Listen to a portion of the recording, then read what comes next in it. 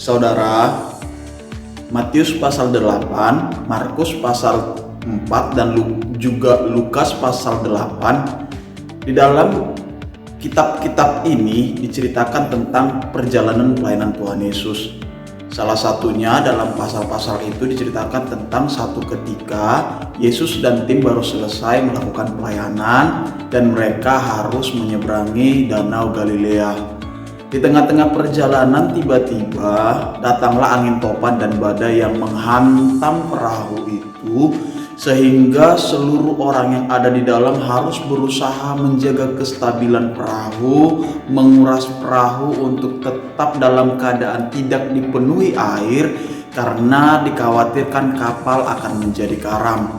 Tapi karena begitu besarnya badai, besar kemungkinan kapal ini akan segera karam, sehingga semua orang yang dalam kapal itu harus bekerja ekstra, karena kalau tidak mereka akan binasa. Tapi ada satu cerita yang unik dan menarik di tengah goncangan yang begitu besar dan kepanikan yang luar biasa. Ketiga penulis Injil ini menjelaskan bahwa Yesus tidur di buritan kapal atau di dalam kapal itu. Lalu murid-murid melalui Simon Petrus pun mencari Yesus. Saya yakin Simon Petrus datang dengan membawa timba atau gayung kepada Yesus. Dia mungkin berkata, "Guru, bangun. Kita akan binasa, kita akan mati, kita akan tenggelam." Dalam ketakutannya, saya tidak tahu apa tujuan Petrus. Apakah dia ingin minta tolong kepada Yesus atau dia sedang ingin menyelamatkan Yesus? Yang pasti Tuhan yang menciptakan segala sesuatu langit dan bumi tentu tidak takut dengan badai, karena seluruh alam semesta dan gejalanya ada di dalam kuasanya. Tapi tentu Yesus merespon setiap ketakutan, Yesus merespon setiap panggilan dari orang-orang yang percaya kepadanya. Lalu Yesus naik ke atas dan bukan mengambil timba, bukan memakai gayung atau dayung atau apapun itu. Dia berdiri di bagian paling depan kapal itu. Kalau saya gambarkan seperti itu, dia mengangkat tangannya dan berkata kepada ombak itu, berkata kepada badai itu, "Diam, tenanglah." Seketika tenanglah laut itu, hilanglah segala ketakutan, hilanglah segala kemungkinan akan kematian itu. Dengan keheranan mereka melihat Yesus, mereka bertanya, "Siapa dia ini?" Dan dengan keheranan pun Yesus melihat para murid-muridnya. "Kenapa kamu tidak percaya?"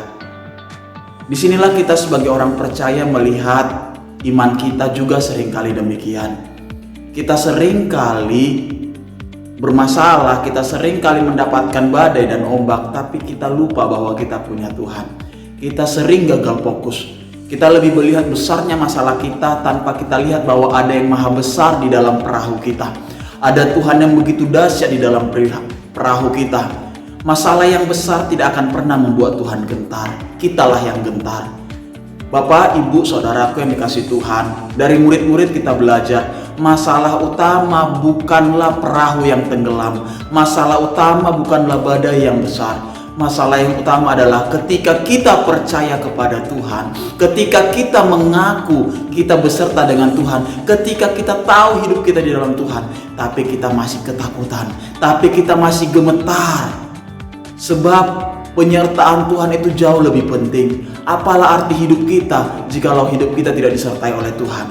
Mari, apapun masalah yang kita hadapi, tidak ada salahnya kita berdoa kepada Tuhan. Tidak ada salahnya kita meminta kepada Tuhan. Itu hak kita. Itu hak kita yang diberikan oleh Tuhan. Tapi jangan sampai masalah membuat kita tidak percaya, tidak mengenal Tuhan. Biarlah masalah membuat kita semakin memegang erat Tuhan. Karena beserta dengan Tuhan, maka tidak ada masalah di sana. Tuhan sanggup kok memberikan mujizat bagi kita. Tetap percaya kepada Tuhan, tetap beriman kepadanya. Dan sambil kita berdoa kepada Tuhan, "Tuhan, berikan kepadaku iman.